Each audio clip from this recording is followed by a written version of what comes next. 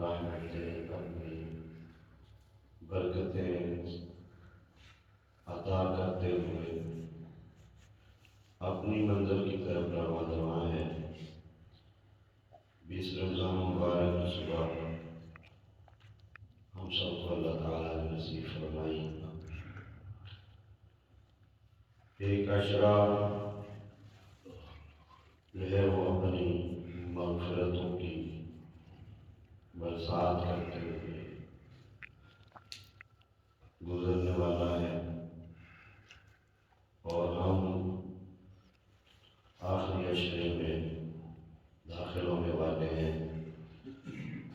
اس آخری عشرے کی شان، مقام، مرتبہ نبی کریم آقا صلی اللہ علیہ وسلم بیان فرمایا وآخرہ عتق من النار، کہ یہ جو آخری عشرہ ہے یہ دوزخ سے آزادی کا عشرہ ہے، اور اس عشرے میں نبی کریم صلی اللہ علیہ وآلہ وسلم جو ہے وہ اعتکاف کرتے تھے،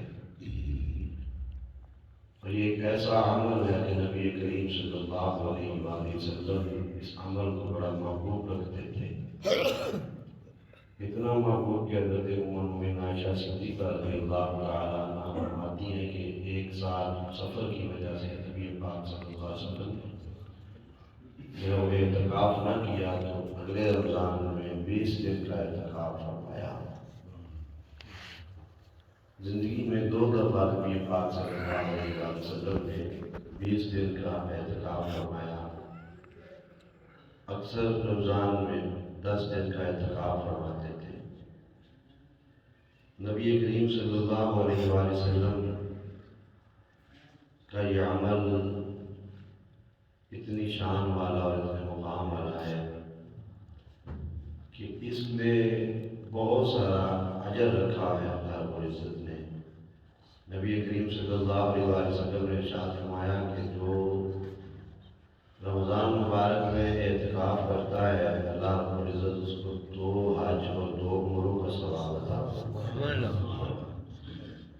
آپ سوچیں تو صحیح، اور اس وقت اس دور میں حج کرنا اور ایک حج کرنا ایک تو بہت ہی مشکل کر دیا گیا ہے، اور پھر اگر کوئی بندہ صاحب استطاعت ہے اور استطاعت رکھتا ہے اس کے گھر کی طرف حج کرنے کی، وہ حج کرتا ہے، اتنا سفر کرتا ہے، اور پھر اس کے اوپر وہاں کی سہولتیں برداشت کرتا ہے، سب کچھ کرنے کے بعد بھی اس کو جو ہے ایک امید تو ہے، لیکن امید واثق نہیں ہے کہ حج قبول ہوا یا نہیں ہوا، تو وہ بھی ایک حج ہے۔ تو یہ اتنا بڑا عمل ہے کہ نبی کریم صلی اللہ علیہ وسلم نے فرمایا 2 حج اور 2 عمروں کا ثواب۔ اور پھر یہ نبی کریم صلی اللہ علیہ وسلم نے اپنی پوری زندگی ادا فرمایا ہے۔ اس کو سنت موقدہ علی الکفایہ کہتے ہیں۔ یہ جو رمضان مبارک میں ہم اعتکاف کرتے ہیں اس کو سنت موقدہ علی الکفایہ، الکفایہ کیوں ہے؟ اس لیے کہ آپ جانتے ہیں جس طرح نماز جنازہ جو ہے جو فرض کفایہ ہے، کوئی ایک ادا کر لیتا ہے تو سب کا ادا ہو جاتا ہے، اسی طرح بستی میں محلے میں اگر کوئی ایک بندہ اعتکاف کر لیتا ہے تو سب کا ادا ہوتا ہے، اگر کوئی ایک بھی نہ کرے تو سارے گناہ گار ہوتے ہیں۔ اس کو اس لیے سنت موقدہ علی الکفایہ کہتے ہیں۔ تو اعتکاف کی 3 قسمیں ہیں، ایک ہے واجب، ایک ہے سنت، ایک ہے نفل۔ واجب اعتکاف کون سا ہوتا ہے؟ جس کی ہم نیت کرتے ہیں، کوئی منت مان لیتے ہیں، اور منت کے لیے یہ بات یاد رکھیں کہ زبان سے ادا کرنا ضروری ہے، دل سے ارادہ کرنے کا نام منت نہیں ہوتا۔ منت ہے زبان سے کہہ دینا کہ اگر فلاں کام میرا کوئی ہو جاتا ہے تو میں اتنے دن کا اعتکاف کروں گا، 1 دن کا کروں گا، جتنے دن کا بھی اعتکاف کروں گا، اس کی وہ نیت کر لیتا ہے۔ تو جب نیت کر لیتا ہے تو پھر اس پر وہ جو اعتکاف ہے وہ واجب ہو جاتا ہے، وہ کیا ہوتا ہے؟ واجب ہو جاتا ہے، اور اس واجب اعتکاف کے لیے بھی روزہ جو ہے وہ ضروری ہے۔ اور جس طرح کہ سنت اعتکاف کے لیے ضروری ہے، اسی طرح واجب اعتکاف کے لیے بھی جو ہے وہ روزہ ضروری ہے۔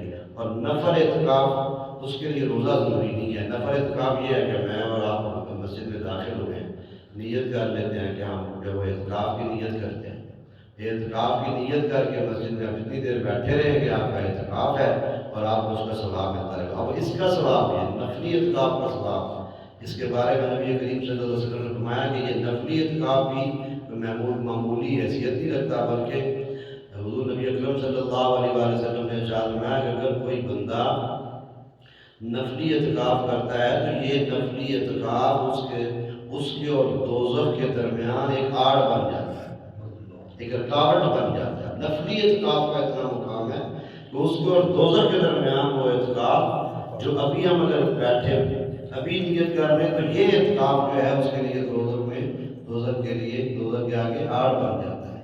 تو اب اگر اور پھر اللہ تعالیٰ اس کے جتنے بھی گناہ ہیں وہ معاف کر دیتا ہے، اور کون سے گناہ؟ صغیرہ گناہ، یہ یاد رکھیں۔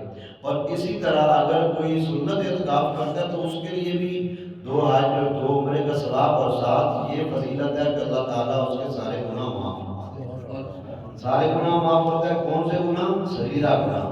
کبیرہ گناہ کب معاف ہوتے ہیں؟ جب بندہ سچی توبہ کرتا ہے اور آئندہ نہ کرنے کا عہد کرتا ہے تو اللہ تعالیٰ کبیرہ گناہ معاف کرتا ہے۔ تو یہ سنت اعتکاف کی فضیلت میں کریم آقا صلی اللہ علیہ وسلم نے ارشاد فرمائی کہ بندہ اللہ تعالیٰ اس کو ان کاموں کا بھی ثواب عطا فرماتا ہے وہ جو نہیں کرتا ان دنوں میں، جو وہ نہیں نہ کرتا نیک کام، تو اس کا بھی ثواب اللہ تعالیٰ اس کو عطا فرماتا ہے۔ اتنا بڑا فائدہ کہ اگر بندے نے کسی کی تیمارداری نہیں نہ کی تو نہ اس نے جنازہ پڑھا ہے کسی کا، نہ تیمارداری کی ہے، اور نہ کسی کوئی اور کام نیکی کا جو وہ مسجد سے باہر کسی کر سکتا تھا اس نے نہیں کیا، 10 دنوں میں اللہ تعالیٰ ان کاموں کا بھی ثواب اس کو عطا فرمائے گا۔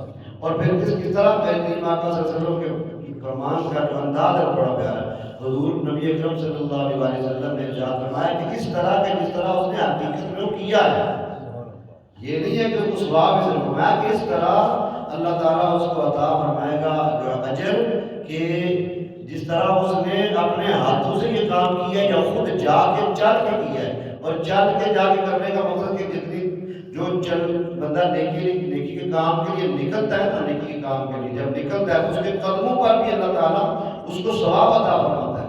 میرے کریم آقا صلی اللہ علیہ وسلم نے ارشاد فرمایا کہ اعتکاف میں بیٹھا ہے، وہ اللہ کی یاد میں منہمک ہے، تو اللہ تعالیٰ اس کو جو کام وہ چل کے جا کے کرتا تھا اور اس کو ثواب ملتا تھا، اسی طرح اللہ تعالیٰ اس کو عطا فرمائے گا جس طرح وہ چل کے جا کے نیکی کا کام کرتا ہے۔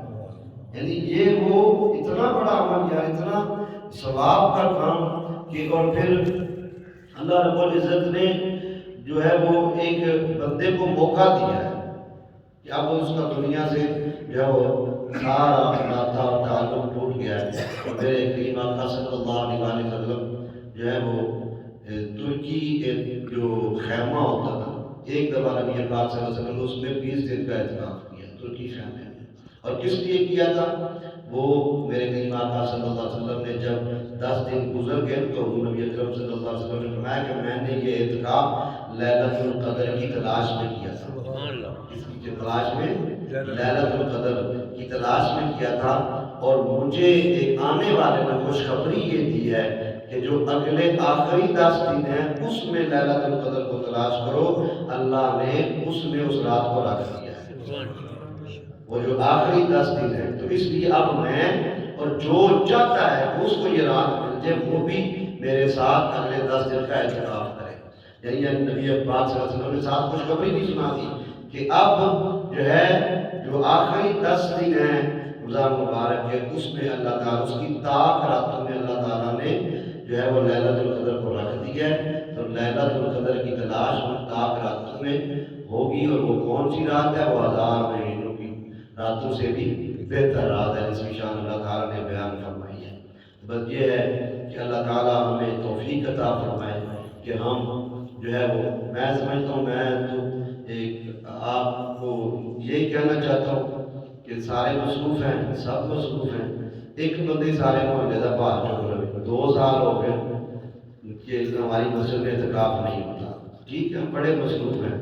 تو میں کہتا ہوں یہ نہ ہو کہ سارا بھار جو ہے وہ